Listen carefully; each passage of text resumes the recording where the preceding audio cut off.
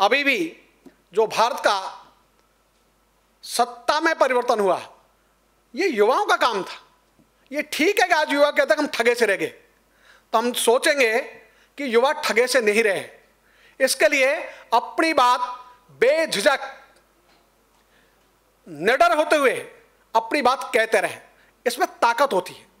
यदि अपनी बात कहते रहेंगे, निश्चित रूप से आपकी बात मानी जाएगी, आप अपनी बात मनवा लोगे। यह आप में जज्बा है। इस जज्बे के कारण ही सारी दुनिया में पहचान है युवाओं की अलग से। और आज जो निर्मल जी ने कहा, मुझे बहुत अच्छी बात लगी, संख्या नहीं विचार। महत्व विचार का होता है। विचार कैसा है? और विचार कभी मरता नहीं, ये आगे बढ़ता रहता है, निरंतर चलता रहता है। व्यक्ति रहे या नहीं रहे, विचार चलता है। इसलिए जो विचार गांधी ने दिया आज भी सर्वाइव करता है कि नहीं करता है? जैसे अन्ना का नाम आता है, लोग कहते हैं गांधी के रास्ते पर चल रहे हैं। तो गांधी तो नहीं है आज अपने बीच में, लेकिन उनका विचार है, उनका दिखाया रास्ता है।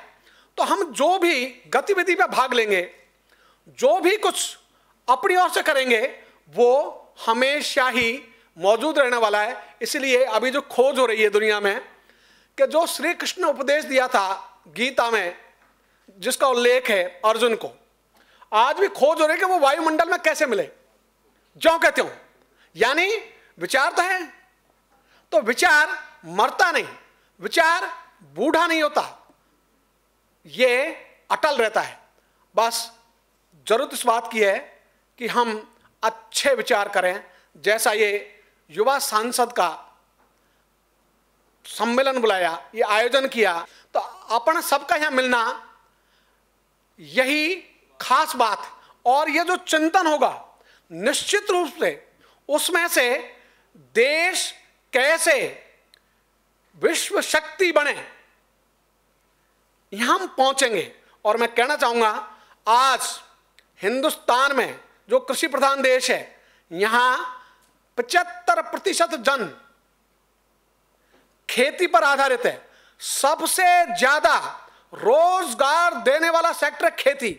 आज युवा उससे विमुख होते जा रहे हैं। आज का युवा खेती में नहीं जाना चाहता, क्योंकि खेती घाटे का ही नहीं, मौत का सौदा बन गई। और देश की खाद्य सुरक्षा वो निर्भर करती है खेती पर, देश का सम्मान वो निर्भर करता है खेती पर। जब दुनिया में भारत के झंडे फहरते थे, कहा जाता था भारत विश्व गुरु है, भारत सोने की चिड़िया है। उस युग में भी खेती, स्वावलंबन खेती में और स्वायत्तता गांव में। तो स्वावलंबन और स्वायत्तता, इसके द्वारा हम दुनिया की ताकत थे। इसलिए एक चीनी लेखक लिखता है, भारत ने चीन पर 2000 वर्षों तक राज किया। और फिर आगे लिखता है, वो बढ़िया वाक्य है, वो लिखता है, लेकिन तलवार के बल पर नहीं, किताब के बल पर। तो किताब के बल पर राज करने वाला भारत चीन में 2000 वर्ष तक राज करता है, ये चीनी लेखक लिखते हैं। हम उसी ओर यदि बढ़ते हैं, उसी ओर कदम रखते हैं, तो आज देश को क्या आवश्यकता है? आज देश को मेक इन इंडिया चाहिए या मेड इन इंडिया चाहिए या मेड बाय इंडिया चाहिए? यह विचार का विषय है। इसलिए किसी ने कोई स्लोगन दे दिया, वो पर्याप्त नहीं।